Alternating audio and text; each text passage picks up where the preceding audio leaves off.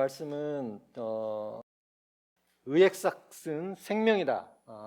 이런 제목을 가지고 간단히 5분만 나누겠습니다.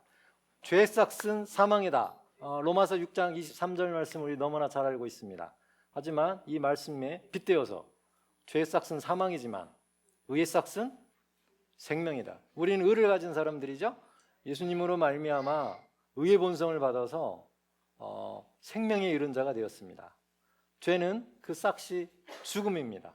죽을 수밖에 없습니다. 하지만 예수님으로 말미암아 우리가 살아나서 의를 갖게 되었고 하나님의 의를 갖게 되었고 의인이 되어서 생명에 이르게 된 것입니다. 우리에게 주신 이 놀라운 은혜가 얼마나 감사한지 모르겠습니다. 다음 슬라이드 주십시오. 그래서 로마서 8장 5, 6절 말씀 우리가 너무 잘 아는 말씀입니다. 그래서 우리가 함께 같이 한번 읽어보겠습니다.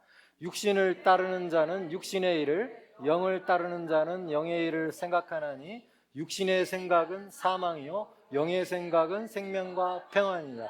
그렇습니다. 육신의 생각은 사망이라고 얘기합니다. 육신의 온갖 세상적인 생각들은 죄에 가깝고 그 죄는 결국 사망에 이른다는 것입니다. 하지만 우리는 영적인 생각, 또 하나님으로부터 온 생각, 또 공의의 생각, 이런 생각들을 품고 있으면 생명에 이른다는 것입니다. 이 생명은 영원히 죽지 않는 것이죠. 영생과 연결되어 있고 곧 평안이라고 말씀하고 계십니다. 우리는 그런 사람들입니다. 그래서 상황이 변한다 할지라도 우리의 정체성은 변하지 않습니다. 우리가 좀 더 영에 집중하면 우리의 어떤 생각을 하든 그렇게 중요한 것이 아니죠. 영적인 싸움과 영적인 생각과 싸움, 육적인 생각과 싸움이 계속 전투를 벌이고 있는데 그 생각은 우리가 아니라는 것입니다. 우리는 영이기 때문에 그런 생각이 아니에요. 그래서 그 생각들이 싸우게 내버려 두십시오. 생각들이 서로 싸우게. 그건 우리가 아니니까. 결국 우리가 영적인 것에 하나님의 말씀을 폭격하고 하나님의 말씀으로 충만하게 하면 결국 그런 생각들을 더 많이 하게 되고 또 영의 생각들을 많이 하게 돼서 감각들에서 오는 것들을 이렇게 관리하고 통제할 수 있는 것입니다. 다음 슬라이드 주십시오.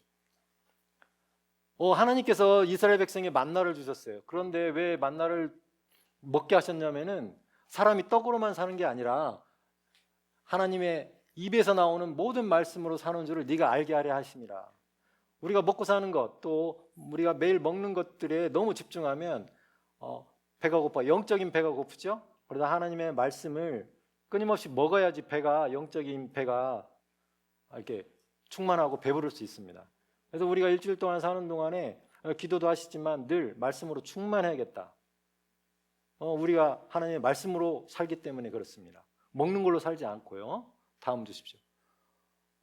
형제들아 서로 비방을 하지 말라. 야고보서 4장 11절 5절에 써 있는 말씀입니다. 형제를 비방하는 자는 형제를 판단하는 자는 곧 율법을 비방하고 율법을 판단하는 것이라. 네가 만일 율법을 판단하면 율법의 준행자가 아니요 재판관이로다.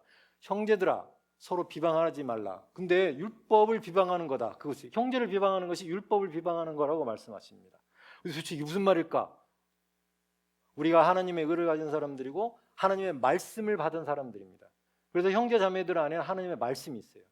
말씀이 육신이 되어 오신 분이 예수님이시고 우리 안에 말씀이 있습니다.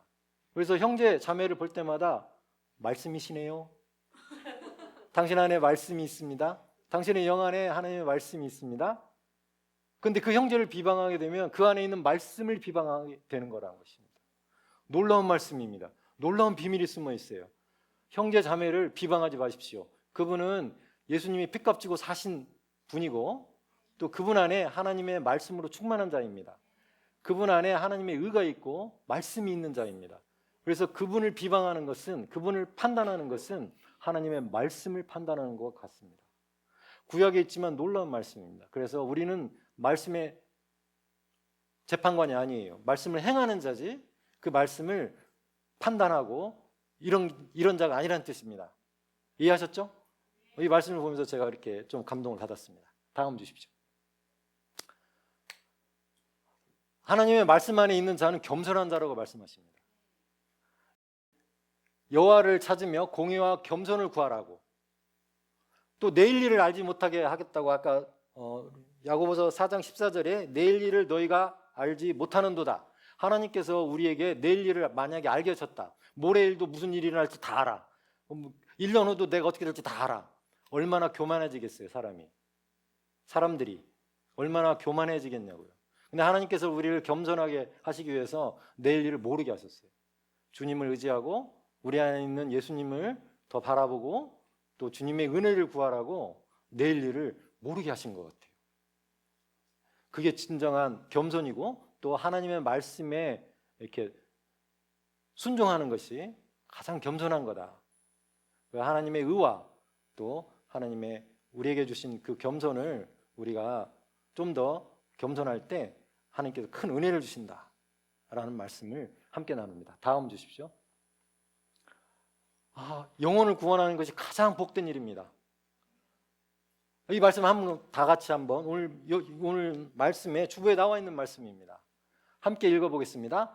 내 형제들아 너희 중에 미혹되어 진리를 떠난 자를 누가 돌아서게 하면 너희가 알 것은 재혼을 미혹된 길에서 돌아서게 하는 자가 그의 영혼을 사망에서 구원할 것이며 허다한 죄를 덮을 것임이라.